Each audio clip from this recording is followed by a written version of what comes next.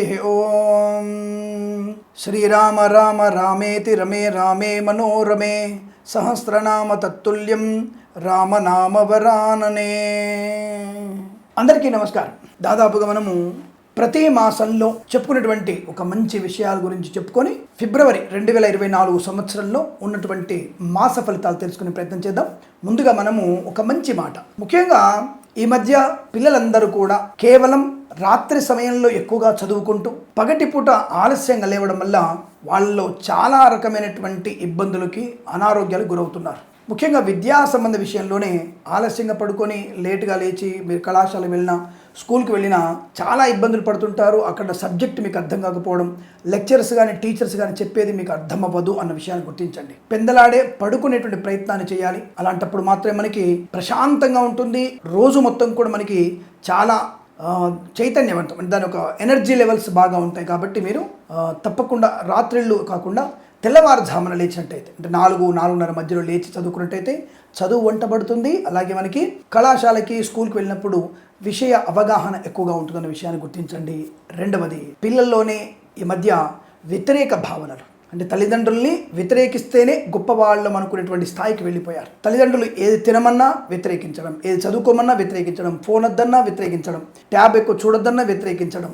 ఇది మీరు పెద్దగా అయిన తర్వాత మీకు ఉన్నటువంటి ఇప్పుడు జరిగినటువంటి అనుభవం అప్పుడు తెలిసి వస్తుంది. అయ్యో, నా తల్లిదండ్రులు చెప్పినప్పుడు నేను వాళ్ళు వ్యతిరేకించానే, ధూర్తుగా ప్రవర్తించానే అన్నటువంటి భావన కలుగుతుంది. అటువంటి భావనకు వెళ్ళకండి. తల్లిదండ్రులు చెప్పేటువంటి ప్రతి విషయం కూడా మోర్ దెన్ 95% మీకు అనుకూలవంతమైనటువంటి సూచనలు చేస్తారు. ఈ విషయాన్ని ముందుగా మీరు తెలుసుకొని జీవితాన్ని మంచి తీరుగా మలుచుకునే ప్రయత్నం చేయండి. ఎందుకంటే విద్యార్థి దశ అక్కడ ఉపాధ్యాయులు లెక్చరర్స్ చెప్పినటువంటి విషయాలతో పాటు తల్లిదండ్రులు అనేటువంటి గురువులు చెప్పే విషయమే గొప్పదైనది. కాబట్టి మీరు జీవిత పాఠాలు నేర్చుకోవాలంటే, జీవితంలో ఎదగాలంటే తల్లిదండ్రుల మాట మాత్రమే వినండి.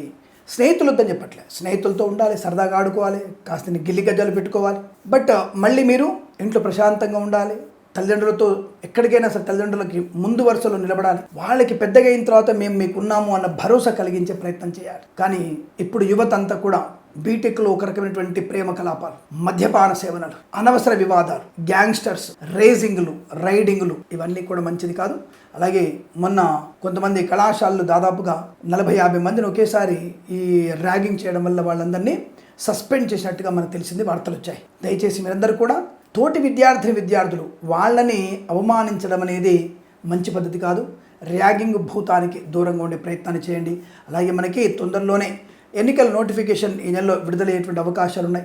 తప్పకుండా మీకు ఈ గత తెలంగాణ జరిగినటువంటి ఎన్నికల్లో ఓటు వేయనటువంటి అసమర్థులు, ఓటు వేయలేకపోయినటువంటి సమర్థులు కూడా కనీసం రేపు వచ్చేటువంటి ఎన్నికల్లో, ఆంధ్రాలో జరుగుతున్నటువంటి ఎన్నికల్లో తప్పకుండా పాలు పంచుకోండి. ఓటు అనేటువంటి ఆయుధాన్ని వినియోగించండి.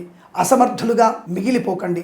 మీరు భారతదేశ పౌరులుగా తప్పకుండా మీరు ఓటు వేస్తారని కోరుకుంటూ, పిల్లలు కూడా మంచి విద్యాబుద్ధులు నేర్చుకొని ఉన్నత స్థాయిలో ఉంటారని నేను మనస్ఫూర్తిగా కోరుకుంటూ, ఇది మీకు చెప్పేటువంటి మంచి విషయం తప్ప సోది కాదన్న విషయాన్ని గుర్తించండి. తప్పకుండా తల్లిదండ్రుల యొక్క క్షేమ యోగాలు, మీ అభివృద్ధిని కాంక్షిస్తూ మన ఛానల్ని తప్పక సబ్స్క్రైబ్ చేస్తారని కోరుకుంటూ, సర్వేజన సుఖినో భవంతు.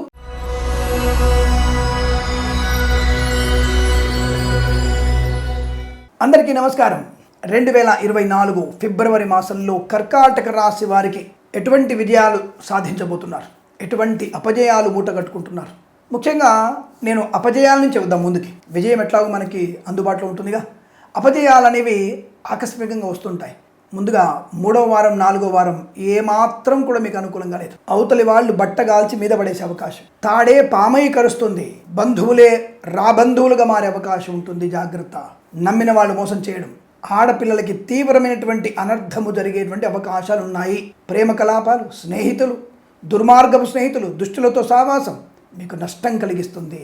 నేను ముఖం మీద చెప్తాను, ఆడవాళ్ళకి చెప్తానండి, మగవాడికి కూడా ఇదే ప్రభావం. కానీ ప్రమాదం కనబడేది ఆడపిల్లకి. బయట చెప్పుకోలేని వాళ్ళు 90% మంది, బయటపడి పేపర్లలో పడుతున్న వాళ్ళు 10% మంది. కానీ కుటుంబ పరువు పోగొట్టుకున్న వాళ్ళు చాలామంది. మనోవేదనతో తల్లిదండ్రులు కృంగుబాటు గురేది వీళ్ళే. కొడుకు జైల్లో పడితే బాధపడరు, అదే ఆడపిల్లకి బయట పేపర్లో ఫోటో కనిపిస్తే ఆత్మహత్య సదృశ్యం అయిపోతుంది వాళ్ళకి. కాబట్టి ఇది ఆలోచించండి. ఏదో వచ్చేసి చాలామంది వచ్చేసి మగవాడికి ఒకటే తోలు, ఆడదానికి ఒకటే తోలు, అవయవాలు మాత్రమే ఉంటాయి, ప్రైవేట్ పార్ట్స్ ఒకటే ఉంటాయి. ఒకటే ఎందుకు ఉంటాయి? ఆడపిల్ల నగ్నంగా తిరిగితే చండాలంగా ఉంటుంది, మగవాడు నగ్నంగా తిరిగితే తన్ని తరిమేస్తారు.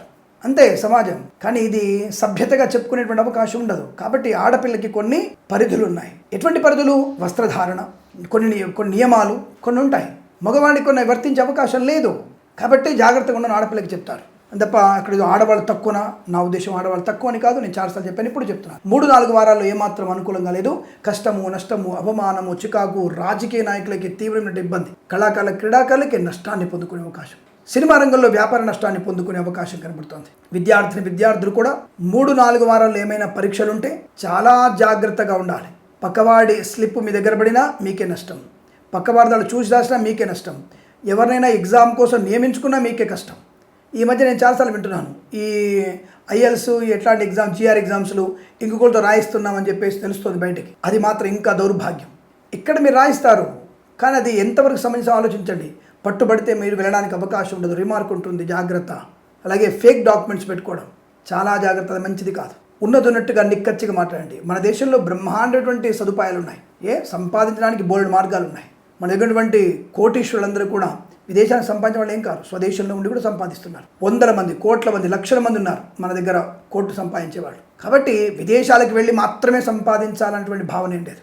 విదేశాలకు వెళ్ళి మన సత్తా చూపించచ్చు, మన జెండా పాతొచ్చు, అక్కడ నో ప్రాబ్లం.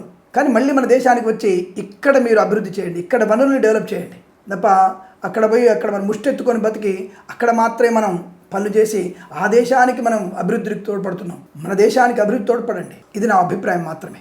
సో ఏదేమైనా 3-4 వారాల్లో విద్యా నష్టం, ఉద్యోగ నష్టం, వ్యవహార భంగం, అవమానం, కుటుంబ పరిస్థితులన్నీ కూడా చంద్రవందరగా ఉండడం, గందరగోళ పరిస్థితి, తల్లికి అనారోగ్య సూచన, తండ్రికి ఏదైనా ఆకస్మికమైనటువంటి ధన నష్టం పొందుకోవడం, కుటుంబ సభ్యులతో వాగ్వివాదాలు, కోర్టు తీర్పులు వ్యతిరేకంగా రావడం, అన్నదమ్ముల్లో వ్యతిరేకత, ఆస్తి పంపకాల్లో వ్యతిరేకత పొందుకోవడం, అలాగే ఆకస్మికమైన ధన నష్టాన్ని పొందుకోవడం, ముఖ్యమైన డాక్యుమెంట్స్ చేజారిపోవడం లేదా అగ్ని ప్రమాదం జరగడం, స్త్రీమూర్తులకి నష్టం, మహిళలకి కొద్ది ఇబ్బంది కలిగే అవకాశం, అలాగే సీనియర్ సిటిజన్స్ కూడా మోసపోయే అవకాశం. మర్చిపోయాను, కోట్లకు ధనం కూడా ఈ మాసంలో నష్టపోయే అవకాశం ఉంటుంది. చాలా జాగ్రత్త. ఓటీపీల ద్వారా తెలివైనటువంటి మన పెద్దవాళ్ళు, రిటైర్ అయినటువంటి డీజీపీలు, ఐజీలు, బ్యాంకింగ్ సెక్టర్ మేనేజర్లు, వీళ్ళే మోసపోతున్నారు ఎక్కువ. లాయర్లు, లాస్ట్కి జడ్జి గారు కూడా మోసపోతున్నారు. జరుగుతుంది. గత సంవత్సరం పేపర్ తీసి చూడండి మీరు. నేను ఏది కూడా వితౌట్ ఇన్ఫర్మేషన్ నేను ఏది మాట్లాడను, విత్ ప్రూఫ్ నేను చెప్తున్నాను విషయాలన్నీ కూడా. సెర్చ్ మీరు చేసుకోండి. గత సంవత్సరంలో వచ్చినటువంటి పేపర్ల విషయాలు చదువుకున్న వాళ్ళే చాలామంది మోసపోయారు. దాదాపు నాకు తెలిసి నెలకొసరికి దాదాపు ఇంత మొన్న పేపర్లో డిసెంబర్ 2023లో పేపర్లో చూశాను నేను. దాదాపుగా 4,47,000 కోట్లు అనుకుంటా మోసపోతున్నది. రికవరీ వచ్చేసి 40-50% వస్తుంది, మిగిలిన రికవరీ అవ్వట్లేదు అని చెప్పేసి పేపర్లో వచ్చింది ఆ రోజు. సరే ఏదేమైనా ప్రస్తుతం ఈ వారంలో, ఈ మాసాల్లో మీరు కొద్దిగా ఆర్థిక నష్టాన్ని పొందుకునే అవకాశం, జాగ్రత్తగా ఉండండి. ఇక రైతన్నలకు కూడా 3-4 వారాల్లో మీరు విత్తనాలు కొనకండి, భూ సంబంధమైనటువంటి ఎటువంటి పనులు చేయకండి, మంచిది కాదు, ప్రమాదం జరిగే అవకాశం ఉంటుంది. 1-2 వారాల్లో మీరు అనుకూలంగా ఉండవచ్చు, చూసుకుందాం. రైట్. అలాగే ఇక ఫార్మా, సిమెంటు, సినిమా, రాజకీయ రంగంలో కూడా నష్టాలు పొందిన అవకాశం, కళాకారుల క్రీడలు ఇబ్బంది పొందుకునే అవకాశం కనబడుతోంది 3-4 వారాల్లో. ఇక 1వ వారంలో ఊహించనటువంటి శుభయోగం, వస్తులాభం, వాహన యోగం, సువర్ణ వజ్రాభరణ ప్రాప్తి, share market, speculation, communities, crypto currency, bitcoins, లాటరీల వల్ల, జూదం వల్ల, గుప్త నిధుల వల్ల కూడా ధన ప్రాప్తి, రావాల్సిన ధనం రప్పించుకునే అవకాశం. చూడండి, 1వ వారం ఎంత అదృష్టంగా ఉంది, చాలా మంచి అదృష్టంగా ఉందిగా.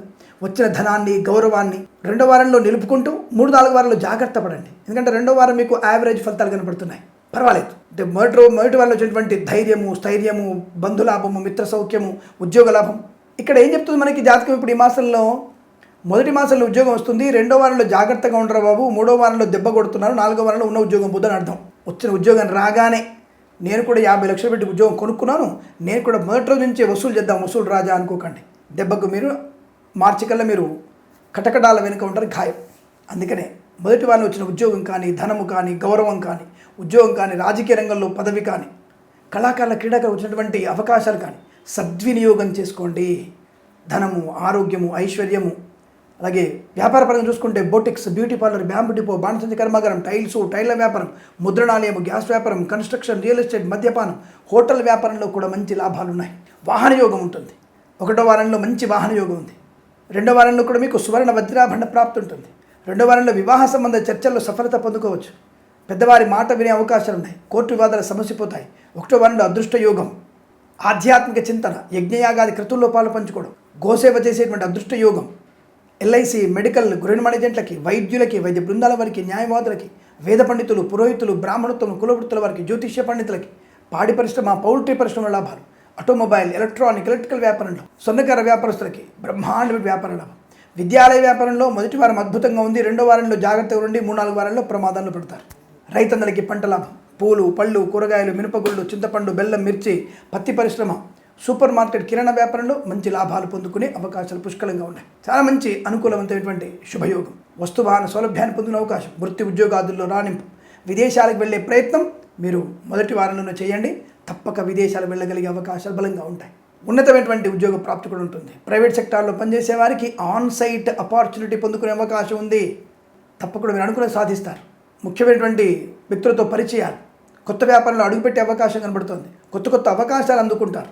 గొప్పవారి నుంచి మంచి శుభయోగాలు పొందుకుంటారు. విదేశాలకు వెళ్ళే ప్రయత్నాన్ని తప్పకుండా చేయవచ్చును. అనుకూలంగా మారే అవకాశం శుభంగా కనబడుతోంది.